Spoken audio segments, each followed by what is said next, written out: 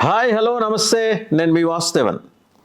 25% ఓట్లున్న కాపు సమాజంలో చీలిక వచ్చిందనే అంటున్నారు. పవన్ అనుకూల కాపు సమాజం, పవన్ వ్యతిరేక కాపు సమాజం. ఇంట్లో శాతాలు ఎంత అనే విషయం పక్కన పెడితే చీలిక అయితే మాత్రం చాలా స్పష్టంగా వచ్చినట్టు తెలుస్తోంది.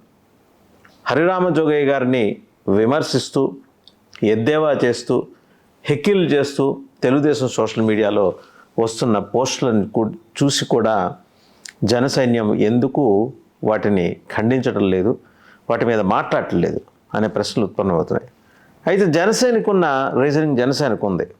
ఏంటంటే ఆయన సొంత కుమారుణ్ణి కూడా మార్చలేని వ్యక్తి మొత్తం ఎంటైర్ రాష్ట్రంలో జనసేన అధికారంలోకి తీసుకురావాలంటే కాపులందరూ జనసేన కోసం ర్యాలీ చేయాలని చెప్పడంలో అర్థం ఏంటని నిలదీస్తున్నారు. అయితే దీనికి మళ్ళీ హరిరామ జోగి గారిని సపోర్ట్ చేసే వాళ్ళ వర్షన్ ఏంటంటే, ఇప్పుడు ఆయన వయసు 88 ఏళ్ళు, ఆయన కుమారుడి వయసు 62 ఏళ్ళు. ఆయనకంటూ ఒక వ్యవస్థ ఉంది, ఆయనకంటూ కొన్ని ఆలోచన విధానాలు ఉన్నాయి.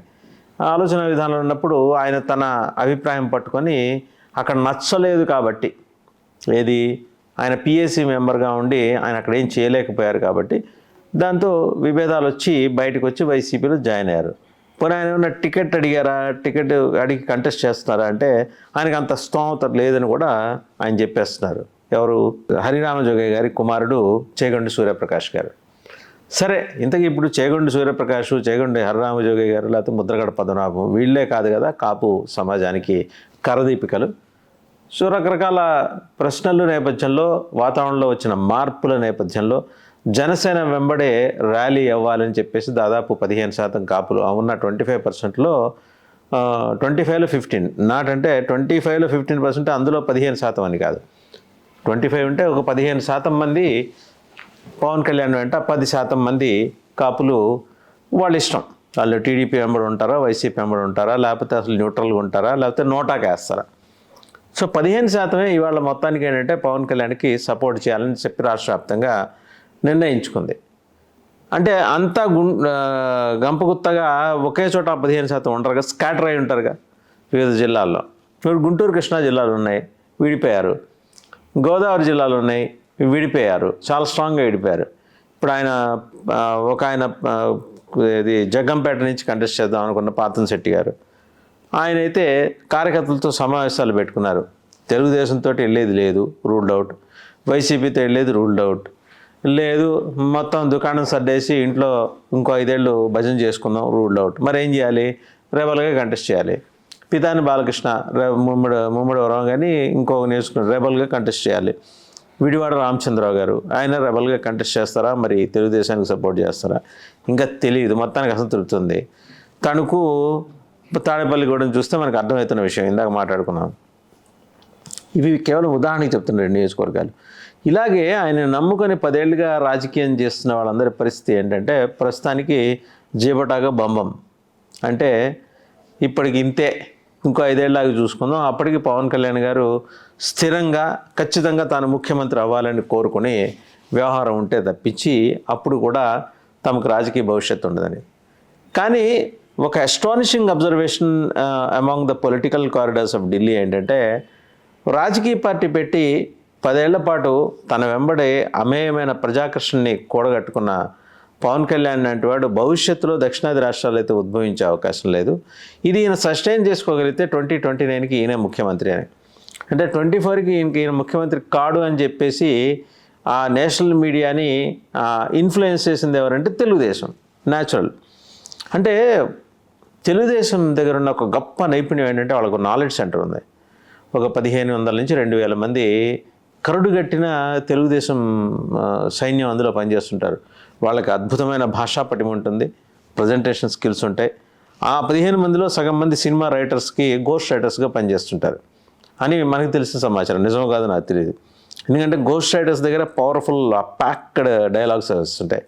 ఇప్పుడు నారా లోకేష్ బాబు గారు పాప ఆయన చదవలేకపోతున్నారు, కానీ అసలు వాళ్ళు ఇచ్చిన స్క్రిప్టు బోయపాటి శ్రీను ఇలాంటి వాళ్ళకి ఇవ్వాల్సిన స్క్రిప్ట్ వాళ్ళు ఇస్తున్నారు నారా లోకేష్కి, ఇలాంటి వాళ్ళు.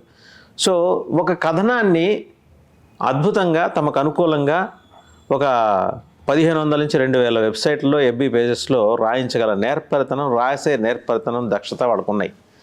వీళ్ళు కాక వీళ్ళకు న్యాయ విభాగం ఉంది.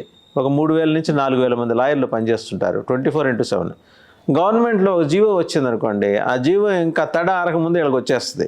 సెక్రటేరియట్కి వీళ్ళకి ఉన్న కాంటాక్ట్స్. అటువంటి వ్యవస్థను ఆయన తయారు చేసుకున్నారు చంద్రబాబు గారు. అండ్ ఆయన ఎక్కడున్నా కూడా, ప్రతిపక్షంలో ఉన్నా కూడా లోపల నుంచి వచ్చే సమాచారం మీద ఆయనకి స్పష్టమైన ఒక నెట్వర్కింగ్ సిస్టమ్ ఉంది, నెట్వర్క్ నైబర్హుడ్ అని. అలాగే అసలు వాస్తవంగా తెలుగుదేశం అధికారంలోకి రాలేదు, కానీ తెలుగుదేశం 2019లో అధికారంలోకి వచ్చుంటే కరకట్ట మీదే కిస్మత్ అనే ఒక యూనివర్సిటీ ఏర్పడేది. ఇప్పటికి ఫంక్షనింగ్ కూడా అవుతుంది. అంటే కరకట్ట institute of systems management and training. Systems అంటే కంప్యూటర్ సిస్టమ్స్ కాదండి, వ్యవస్థల మేనేజ్మెంట్ అనమాట. వ్యవస్థల మేనేజ్మెంటు, దాంట్లో శిక్షణ, లాబియింగ్ ఎట్లా చేయాలి, వ్యవస్థల్ని ఏ స్థాయి వ్యవస్థలైనా, కొన్ని వ్యవస్థల పేర్లు మనం చెప్పలేము, వాటిని కూడా ఎట్లా మేనేజ్ చేయాలనేది ఆ యూనివర్సిటీలు నేర్పిస్తారు. అందుకని KISMAT కిస్మత్ అది ఇప్పటికి ఏర్పాటు అయి ఉండేది. దాంట్లో క్లాసులు నడుస్తుండేవి. బోలెడు మంది ప్రొఫెసర్లు రెడీ అయి ఉండేవాళ్ళు.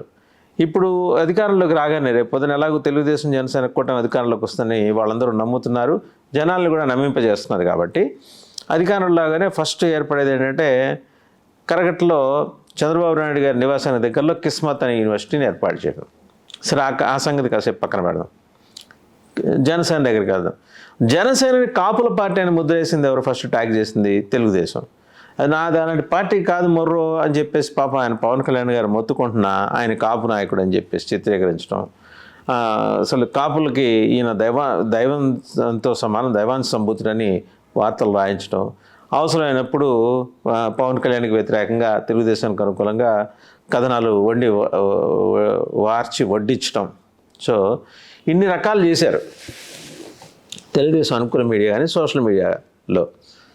ఇంత వ్యవస్థ వైసీపీకి లేదు. వైసీపీది మహామోటు వ్యవస్థ. అంటే కొన్ని అసభ్యకరమైన పోస్టింగ్లు పెట్టి వాళ్ళ భుజాలు వాళ్లే జరుచుకొని అబ్బో అద్భుతం మేము ఇరగదీశామని. ఏంటి ఇరగదీసేది? ఒక వార్తని ఎలా పండించాలి, ఎలా రాయాలి, ఎలా చూపించాలి అంటే తెలుగుదేశం దగ్గర నేర్చుకోవాలి. ఇలాంటి వ్యవస్థలు వైసీపీ దగ్గర లేవు. జనసేనకు ఉన్న వ్యవస్థ అంటే విపరీతమైన మాస్ వ్యవస్థలు, అలాగే క్రౌడ్ పులింగ్ వ్యవస్థలు. వాళ్ళు పూర్తి స్థాయిలో దాన్ని వినియోగించుకోలేకపోయారు. ఓవరాల్గా ఏంటంటే సోషల్ మీడియాలో తెలుగుదేశం ఎక్సెల్ అయినంత రీతిలో ఈ రెండు పార్టీలు ఎక్సెల్ కాలేకపోయినాయి. సరే, అది కూడా కాపు సమాజం మీద ప్రభావం పడుతుంది. ఇంకోటి ఎట్లా చెప్పిస్తున్నారు కాపు సమాజం మీద నెగిటివ్ కామెంట్స్ అంటే హరిరామ జోగయ్యని టార్గెట్ చేయడం ద్వారా కాపు సమాజంలో ఐక్యత లేదనే విషయం వాళ్ళ ద్వారా చెప్పిస్తున్నారు అనమాట. ఇది ఇంత అద్భుతంగా పనిచేస్తున్న తెలుగుదేశం సోషల్ మీడియా కారణంగా కాపు సమాజంలో ఇన్ఫ్లుయెన్స్ చేయడం, కాపు సమాజాన్ని ఒక 15 నుంచి 15% ఉన్న 25లో 15% ఓట్లు మాత్రమే పవన్కి అనుకూలంగా పడేట్టు ఉన్న వాతావరణం కూడా మనం గమనిస్తే ఒక 10% ఓట్లు ఖచ్చితంగా పక్కనకి వెళ్ళిపోతున్నాయి.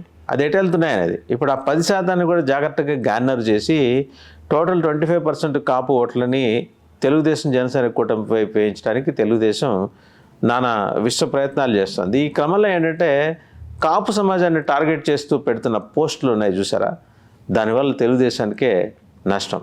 సరే, ఏమైనా నా లాభం నష్టం తండ్రి కొడుకులు ఇద్దరు చూసుకుంటారు.